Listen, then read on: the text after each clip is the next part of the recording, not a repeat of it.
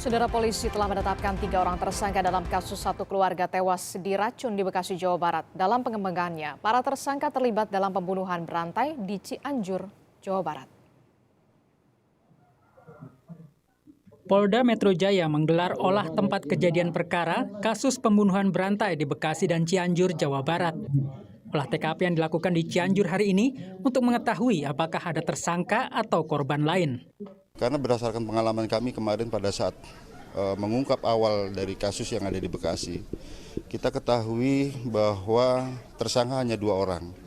Namun setelah kita adakan penelitian secara lebih mendalam, integrasi secara lebih intensif, dan kita temukan fakta dan entry point untuk membuka fakta yang lebih besar lagi, ternyata bertambah lagi 1 orang tersangka yang kita duga awalnya itu adalah korban.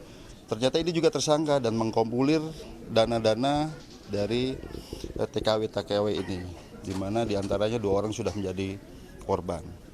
Kemudian yang kedua, kami harus mendalami kembali apakah dimungkinkan ada korban-korban lain. Ya, seperti kemarin diketahui hanya 3 korban. Setelah kita ketemukan fakta baru, ternyata ada 6 korban lagi yang kemarin sudah kita dalami. Polisi sudah menetapkan 3 tersangka dalam kasus pembunuhan berantai di Bekasi dan Cianjur dengan total korban tewas 9 orang. Tersangka Wawon dan Solihin ditangkap di Cianjur, Jawa Barat 17 Januari 2023. Sementara 1 tersangka lain, Dede, masih dirawat di rumah sakit karena ikut minum racun. Polisi menyebut para tersangka menjanjikan korbannya bisa sukses dan kaya dengan cara menggandakan uang. Korban meninggal dunia yang di Bekasi ini dibunuh karena para tersangka ini diketahui melakukan tindak pidana lain. Apa tindak pidana lain itu?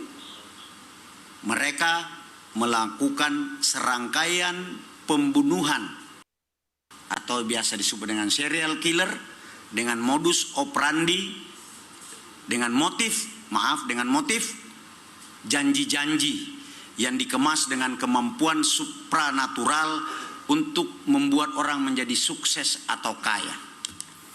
Jadi keluarga dekatnya ini dianggap berbahaya karena mengetahui bahwa dia melakukan tindak pidana lain.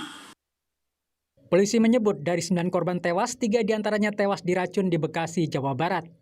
5 orang lainnya dibunuh di Cianjur, Jawa Barat, sementara 1 korban lainnya ditemukan di Garut.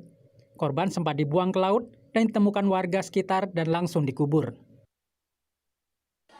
Iis Suryati, istri keempat Wawon, mengaku tidak curiga dengan tingkah laku suaminya. Menurut Iis, suaminya mengaku pernah menikah 3 kali, tapi semuanya cerai.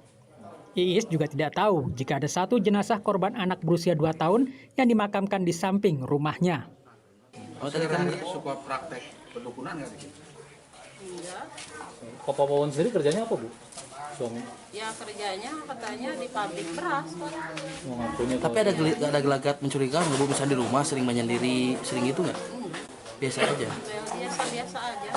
Dia mengakui pernah berkeluarga. Katanya saya tuh istri yang keempat kali. Ibu teh Tahu ada itu apa di situ ada jenazah. Ya kalau tahu mah mungkin saya juga nggak mau. Ada yang ngungkapin gitu nggak? Enggak.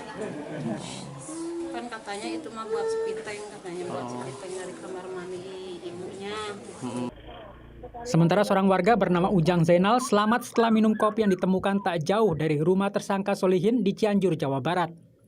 Awalnya istri Ujang curiga menemukan bungkusan kopi saset yang telah dibuka di halaman rumahnya. Namun Ujang langsung menyeduh dan meminum kopi tersebut. Ujang langsung pusing dan mual.